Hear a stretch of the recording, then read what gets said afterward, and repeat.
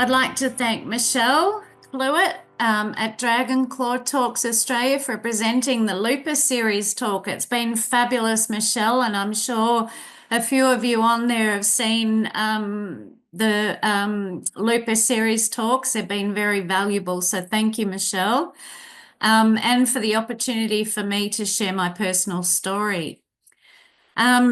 Today I am honoured to share my journey with lupus and my experience as one of a number of the first few patients in Australia to receive the newly approved treatment, which I call anifrolumab, only because I like to always associate it with the MAB drugs. That's my understanding and learning. But today I stand before you with deep gratitude and hope as I share my journey with lupus.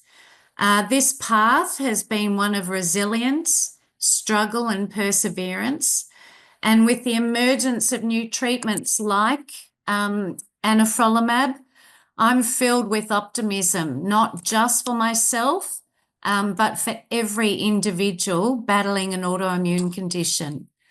My greatest hope is that in the near future, this breakthrough will offer countless others the relief, the healing, and renewed strength that they deserve. Lupus is such a complex autoimmune disease because it involves our immune systems, and no two lupus patients are the same. I've been diagnosed for 33 years, initially diagnosed by the amazing Professor Eric Moran, and a rheumatologist from Monash Hospital, Clayton. Many of you may have seen his earlier presentation on the Lupus Series talks. I'm not your typical lupus patient, as my blood tests show that I'm never in remission. I live with 3 different types. I live with cutaneous lupus, which affects the skin, causing rashes or lesions that flare unpredictably. Systemic lupus, which involves the internal organs like the heart, kidneys, and lungs, leading to potentially life-threatening complications.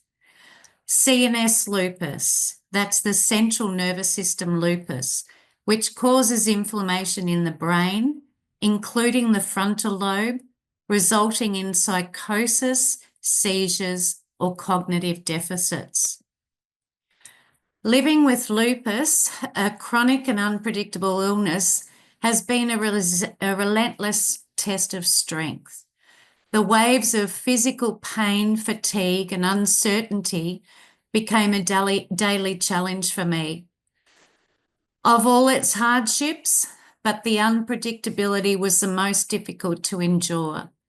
It made sustaining a career nearly impossible, forcing me to step away from a profession that I loved and having the financial independence that I'd worked so hard to achieve. As a single mother raising a highly energetic son with a passion for sports and fitness, I had to find new ways to persevere. Though I faced financial hardship, I was fortunate to access the disability pension through Centrelink, which enabled me to focus on my health and my son's future. Then came the flare of CNS lupus, a battle unlike any I'd faced before. A CT scan revealed inflammation of my frontal lobe and numerous lesions, leading to terrifying episodes of psychosis. It was as though I had suffered a stroke, stripping me of my independence. Basic daily tasks become monumental challenges: hygiene, dressing, speech, memory, even something as simple as grocery shopping and cooking. I was incredibly fortunate to have the unwavering support of my loving family, who stepped in to help care for my son, ensuring he never missed out on school or sports. Through this journey, I formed an especially deep bond with my mum, my rock, my greatest source of strength. She not only supported me, but she also became like a second mother to my son, offering him the love, guidance, and stability that I sometimes struggled to provide during my hardest moments. For weeks, I underwent intensive treatment at Monash Hospital, Clayton, under Professor Moran's care. The recovery process was grueling, testing my resilience in ways I never imagined. But through it all, I held on to gratitude for the brilliant medical professionals, allied health workers, and researchers who dedicate their lives to better understanding this complex disease. Their work gives hope to those of us battling lupus, paving the way for better treatments and a brighter future. Mental health struggles became an inevitable part of the journey. Anxiety and depression were constant shadows, but they did not define me. Instead, they became battles I learnt to confront with courage and perseverance. Each day was a balancing act, managing symptoms, caring for my son, facing financial challenges, and clinging to hope for a better quality of life. That was all I asked for. Not perfection, just a chance to live with less pain, more stability, and the ability to show up for my son and myself. Some days getting out of bed felt like a victory. The pain would shift unpredictably, and trying to explain which part of my body was suffering the most to loved ones was exhausting. Yet I kept going. Support groups on Facebook like Lupus Victoria, which is an incredible community, became my lifeline. In the early years of my diagnosis, these connections were a source of validation, comfort, and strength. Simply hearing the stories of others helped me realise I was not alone in this battle. Though these shared lived experiences of an invisible disease, I found resilience and strength. I learnt to embrace imperfection, celebrate small victories, enjoy the little moments, and redefine what strength looked like. It wasn't about being invincible. It was about continuing to face every day with gratitude and gratefulness, even on the hardest days. Despite the weight of these experiences, I refused to let lupus define me. I chose to see myself not as a victim, but always as a survivor. Years of healing, rebuilding, and recovery have taught me invaluable lessons about resilience and the human spirit. Rebuilding required not only external shifts, but also internal shifts. I had to confront my self-perception, challenge my limiting beliefs, but nurture a sense of worthiness, rediscover who I truly am, and embrace the parts of me that had been hidden or silenced. By leaning into my strengths and embracing my vulnerabilities, I laid the foundation for a life rooted in authenticity and hope. Lupus may have changed my life, but it did not take away my ability to fight, rebuild, and thrive. Today I stand before you not only to share my story, but to show others that healing and resilience are possible and that you are so worth it. But sadly, in the last 12 months, my symptoms were pain, fatigue, severe rash all over my body, inflammation, heat, and redness on my skin. And the most devastating for me was the loss of my hair. But I had exhausted all avenues of treatment. I was on the highest long-term dose of immunosuppressant, and all other avenues of medication did not work. I'd run out of options. But my rheumatologist, Dr. Shireen Oon, recognised my symptoms and put me forward for this new treatment. that had just come on the PBS. In the field of rheumatology in Australia, it has proved well in clinical trials for cutaneous lupus and skin involvement. Wow, what did I have to lose? Thankfully, my physical presentation and symptom severity met the eligibility criteria. This was a turning point in my lupus journey, a truly amazing one. What is anifrolumab? It's a monoclonal antibody used to treat SLE by blocking a type 1 interferon receptors. It is sold under the brand name Saphnelo and was developed by AstraZeneca. How does it work? It's an interferon receptor antagonist.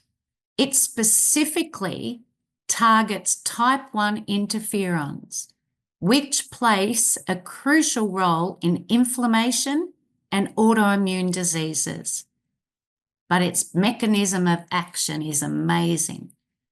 It targets the interferon alpha receptor 1. Anifrolumab binds to this key receptor that mediates the effect of type 1 interferons. It blocks that pathway. Type 1 interferons are overactive in our immune system in SLE, driving inflammation, immune system hyperactivation, and tissue damage. By blocking this receptor, anifrolumab reduces the excessive immune response seen in lupus. It decreases inflammation and autoimmune activity.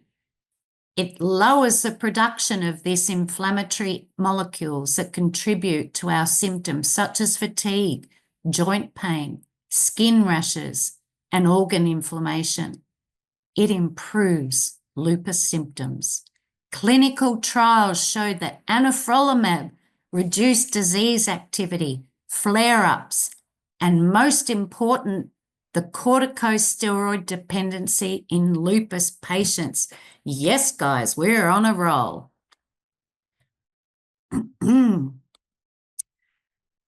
I've given you a table here. It details the drug types down on the left side in bold blue: corticosteroids, antimalarials, immunosuppressants, biologics, and anifrolumab. In the past, there haven't been many choices for our rheumatologists to give us for severe disease activity. Yep, I'm sure you've all heard of the amazing, wonderful prednisolone and methylprednisolone. Makes you look like an elephant and a big, flares you all up. I'm sure you've all seen and heard of those symptoms. Very cruel. Long-term steroid use has given me osteoporosis. And the antimalarials, hydrochloroquine, Plaquenil. Yes, it is a point of choice for rheumatologists.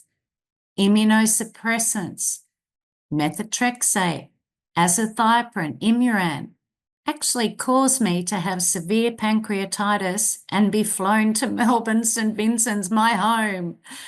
Yes, these are the choices, but as you go down that list, we have biologics, we have belimumab, and now we have anifrolumab.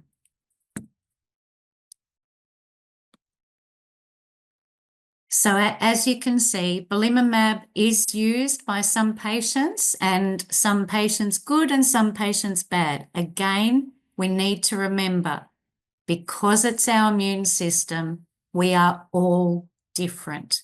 That is why the treatments that our rheumatologists give us are all going to react differently. But both treatments target different immune pathways, offering new treatments for lupus patients. Anifrolumab represents a major breakthrough in lupus treatment, offering an option. That's all we've asked, options and quality of life that directly targets the immune pathways driving this disease. However, currently it's not a cure and is typically used in combination with other medications, but still, we have an option for our rheumatologists that corticosteroids, there's other options, people out there. Now I'm hitting you with the big stuff. This was before. This was how every day I looked at myself in the mirror. Quite confronting for somebody who is very vain when it comes to her hair. It was inflamed, it was red, it was painful, and it was terrible. I got to the point where I couldn't look at myself in the mirror. That just didn't happen. I had it on my back. I had it up my nose, in my mouth, in my eyes. I lost my eyebrows. I lost my eyelashes. Frozen face washes, good Lord. They were my saviour.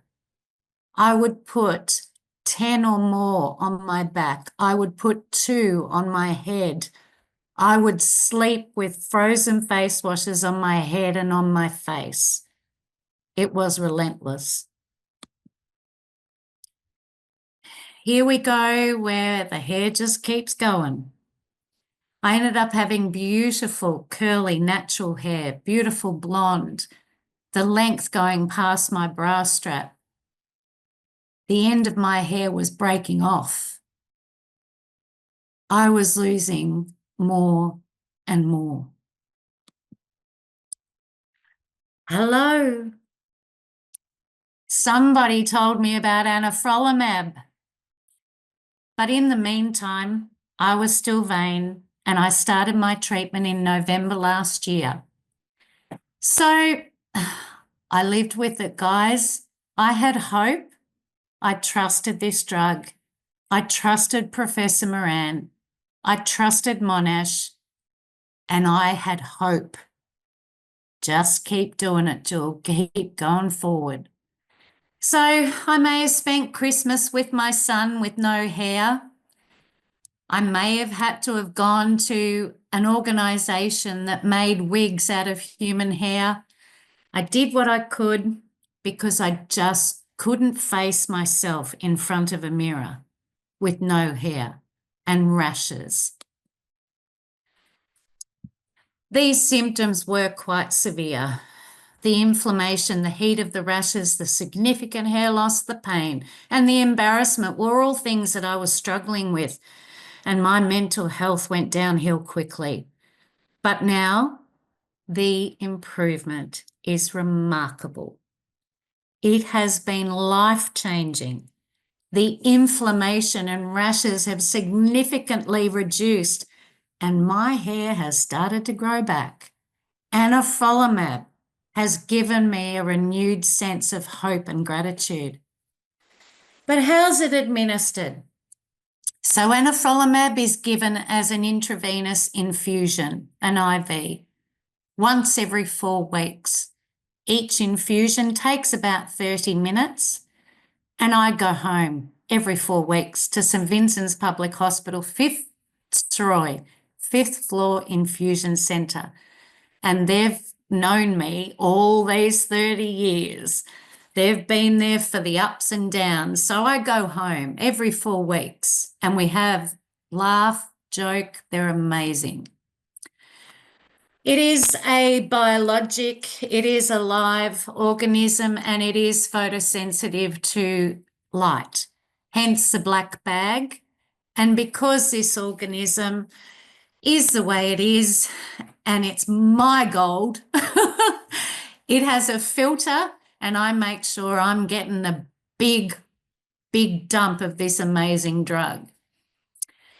Like all treatments, anifrolumab has potential side effects, including upper respiratory infections, bronchitis, infusion reactions, shingles. However, when I read the research and the clinical trials, it showed no increase in serious infections or adverse events. But they do have to tell you, and you do have to be aware that there are side effects. I have personally been affected by nausea, vomiting, and extreme fatigue for the first 48 hours after the infusion. This I can handle, guys. I have pre-meds to give me, such as an allergy tablet, Panadol, and an ondansetron tablet. I will be introducing Maxilon also, as these are antiemetic drugs that will help with my nausea and vomiting. When I leave the infusion centre, I then have a long 3-hour drive home. So I also have ondansetron wafers on hand if necessary. And I have found that Alan's Big Red Frogs, they too help me with nausea. So I have a big bag. Lupus is unpredictable, but research and new treatments are bringing us hope. For those struggling with skin symptoms, inflammation, or hair loss, anifrolumab may offer relief. I do encourage you to speak to your rheumatologist about whether this treatment is right for you or whether you may or may not fit the eligibility criteria. But please, it's worth having the conversation. I want to thank Dr. Shireen Oon, the head of rheumatology at St Vincent's Hospital Fitzroy, for her ongoing care and management and for advocating for my treatment to be able to receive this new drug. I have been with Dr. Oon for over 20 years and have complete trust and faith in her management of my condition. I'd also like to thank Lupus Victoria Support Group, Vu Newton and Kim Jolly Research Fund, Rob Jolly, for their advocacy and support and spreading awareness and the tireless fundraising that they do. And to the amazing Professor Eric Moran, his rheumatology team, and the researchers and scientists at Monash Uni for their ongoing lupus research. I'd like to personally thank Professor Moran for giving me an early diagnosis and for saving my life during a very dangerous and acute flare of my CNS lupus. His constant dedication, research, awareness, and his sincere compassion and empathy for his patients. And finally, the tireless work he and his team do to one day find a cure. I'd like to thank you all for listening to my journey, and there is hope out there, and we have a lot of people to thank, but we have a lot more to do. And I really want to be a part of the fundraising and the support and raising awareness for lupus at the Monash Research Clinic, which has given me back my life, given me the hope that I can keep going. And the very one thing I asked for was quality of life. Thank you. I'd also like to let you know about World Lupus Day. It's being held at Monash, at Clayton, Monash University at Clayton. It is this Saturday, and please, if you are able, please attend. It is through these days that Monash have held that I've been able to research all the knowledge and everything that I've learnt, and this was able to help me. You can come to this, and it's to raise awareness about lupus and to advocate for the needs of those affected. There's going to be some amazing guest speakers, and in particular, one I am so looking forward to hearing, Professor Amanda, who's my dermatologist at St Vincent's Fitzroy, who took one look at me and said, Julie, I don't know that I can help you, but let's hope with this anifrolumab, this will continue to help you and to help you get a quality of life that you so deserve. And these guest speakers at World Lupus Day at Monash, they're giving us all hope. And the team of researchers and scientists, they are truly amazing. And you may even get to meet some of them. But how can you get personally involved? You can organise events to fundraise and increase the awareness and support. You can go on Facebook, on social media, and search Lupus Victoria Support Group.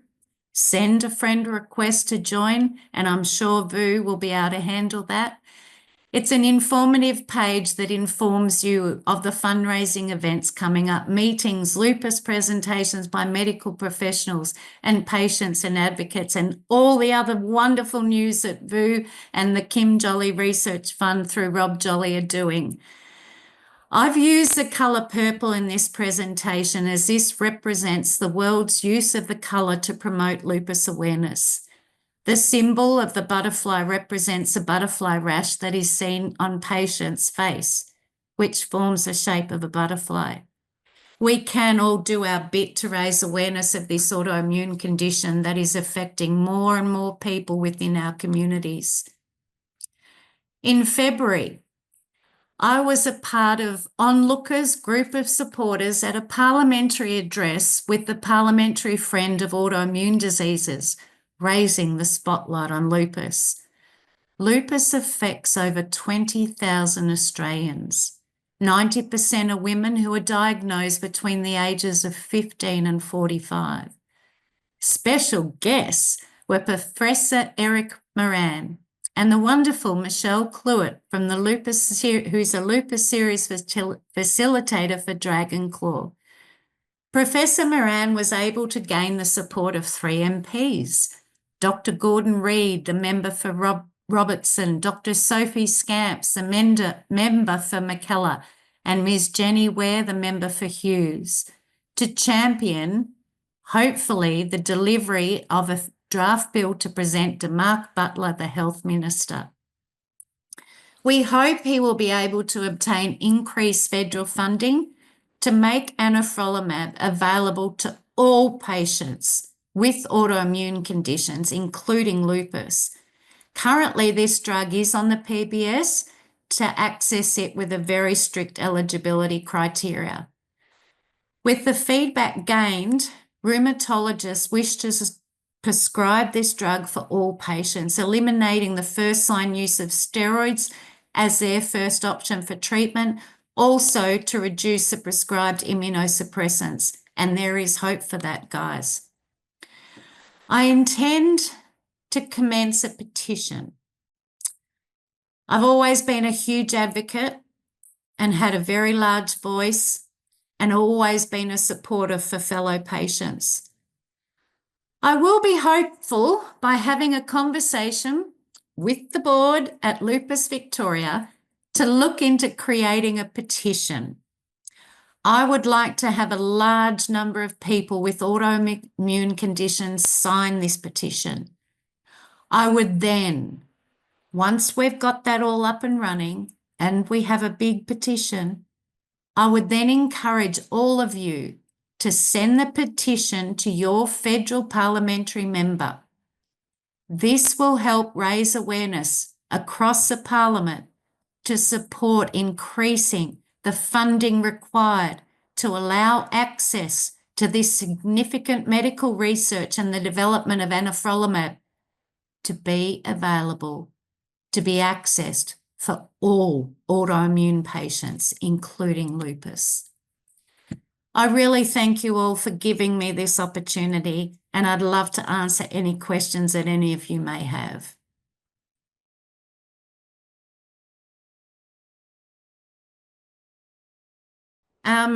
Just exactly like you saw, there were some initial images there with just the butterfly type rash.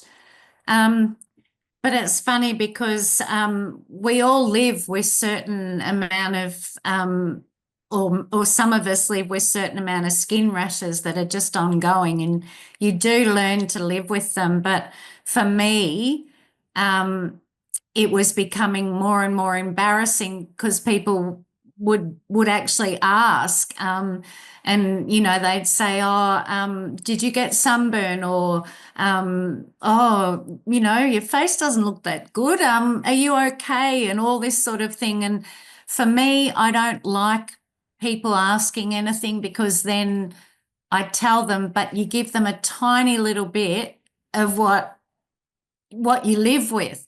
So it just started with the butterfly rash.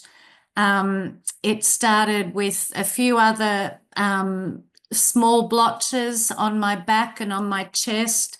And then it just kept getting more inflamed, more elevated off my skin. I had bleeding, and the heat was unbearable. So it was just that initial butterfly rash that just became all over my body. Yes. First of all, they thought, maybe discoid lupus. We really can't tell till you get rid of them all, till you see scarring and all this sort of thing. And each time I just kept going back to my amazing Dr. Oon. She kept saying, "Julie, I think we're getting a bit of a problem here." I said, "Oh, please." Everybody, or particularly my medical team that I have, they all know now not to mention the word steroid, and they also know not to mention other drugs that I can use that can be, increased and everything, because, living with osteoporosis is also, challenging as well. And I almost have a severe, don't even have that conversation with me. So yeah, but it started typically with the butterfly rash. Yeah. With huge trepidation, we ideally, what the plan for a patient on anifrolumab is to come down off the immunosuppressants, get rid of the steroids, and have anifrolumab as your frontline drug. So I've been able to go from 1,500 milligrams twice a day of my immunosuppressant, mycophenolate, and my dosette is getting lower and lower and lower. And after 33 years, you've got no idea what I feel when I look at that dosette. I just think, oh my Lord, some 33 years is a long time to just have a handful of drugs in your dosette morning and night, thinking, oh my gosh, now I've got to swallow these again. And now I'm down to 1,000 milligram of mycophenolate. So my immunosuppressant's dropping. I have an appointment with Dr. Oon at St. Vincent's this Thursday, which is going to coincide with an exciting 2 nights sleep before World Lupus Day at Monash. And I am hoping she will continue to start reducing my medication and looking at the Plaquenil, which I've been on for 33 years. So there's so much more room to move for these rheumatologists treating a patient, because they have this option of anifrolumab and because it targets your immune system. So it does give hope for medications for other autoimmune patients.